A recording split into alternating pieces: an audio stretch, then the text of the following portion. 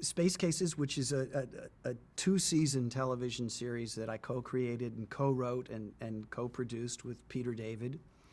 It ran on Nickelodeon domestically, and it was in, I think, 67 countries. It was a co-production with Nickelodeon and a Canadian company called Cinar that had done Who's Afraid of the Dark for Nickelodeon, which was a successful show. I had written quite a few comic books with Peter David.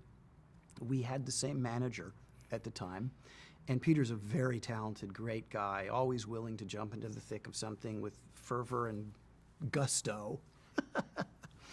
And I wanted to do something, we both wanted to do something commercial, honestly. I really do. I love family TV. You know, I TiVo Leave It to Beaver. That's what I TiVo Dobie Gillis, whatever. I love that easygoing family stuff, the kind of stuff that you really can sit and watch with your kids and enjoy. As I've previously noted, Lost in Space was probably my ideal time in my career. I loved that. I had done started a film for Stanley Kramer called Bless the Beasts and Children, which was about outcasts, dings, kids who just didn't fit in. So we took the concept of outcast kids and Lost in Space and created this school. These kids are from all these different planets, are going to this school in space, and they find this alien ship, and they sneak aboard this alien ship, and it's pre-programmed, and they end up on the other side of the universe. They were not lost in space. They knew where they were, but they were many years from getting back, okay? They weren't lost in space, but they were so far away from any place that they could get back to. It was going to take them years and years and years. And these misfit kids became the crew of this alien ship. And the adventures was for them to learn how to pilot this ship and have funny half-hour sitcom adventures along the way. It's an arena that I was very comfortable in. Especially it's an arena that Nickelodeon said, oh, Bill Mumy, Kids in Space, maybe we'll buy this. It was a predetermined kind of, let's be successful, let's make money and produce our show. So I had a wonderful time working with Peter, writing the show, and I have to say, kudos to Joe Straczynski, because when we went into pitch Space Cases, we had a 5-season arc in place, and we would never have done that if it hadn't been for Babylon 5. Peter wrote a few episodes of Babylon 5. He writes tons of Star Trek novels and comic books. He's very popular in the fantasy sci-fi community. But I don't think we would have thought to have gone in and said, here's where the first season goes, here's where the second season goes, blah, blah, blah, and fifth season, they're going to get back, blah, blah, blah. So we really did have that template, thanks to Joe, in place when we went into Nickelodeon and pitched it. And they liked it. We did it. It was a big headache a lot of the time. There was, I love the fact that we made it. We cast it.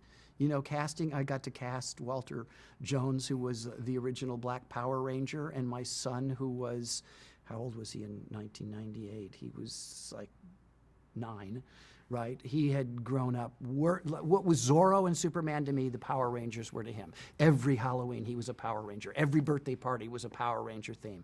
It was his absolute passion. So to be able to say, hey, I got the Black Power Ranger in here, it was so cool. My son I was so cool to him. I was so cool for getting Walter in Space Cases. God, it was great to be able to see your son really like, oh my God, my dad got the Power Ranger. It was so cool. We had a wonderful cast. Jewel Staite was fantastic, and Nickelodeon let her slide out. She got a Disney series kind of at the same time because they didn't have her on under an exclusive deal, which was so stupid.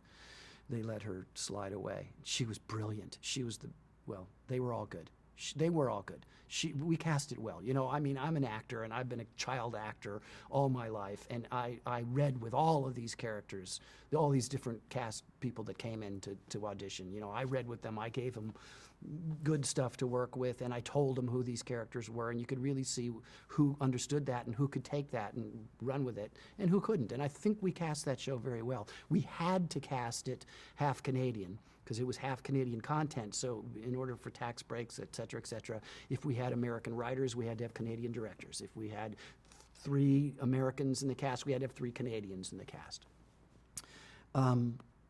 It was a real interesting, sometimes fun, sometimes incredibly frustrating, difficult experience. There were a lot of asinine notes from idiots at the network. Why do they have to wear a helmet if they're out in space?